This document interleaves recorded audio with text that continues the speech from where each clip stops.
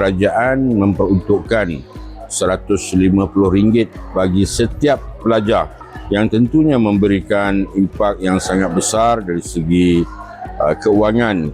Pihak sekolah kena sentiasa memberikan panduan kepada murid-murid dan juga ibu bapa agar digunakan secara optimum, memberikan keutamaan kepada keperluan pembelajaran anak-anak. Harapan saya dengan adanya bantuan kewangan ini akan dapat meningkatkan motivasi mereka supaya dapat hadir ke sekolah, meningkatkan kehadiran, meningkatkan kesungguhan mereka dalam menuntut ilmu demi masa depan mereka sendiri.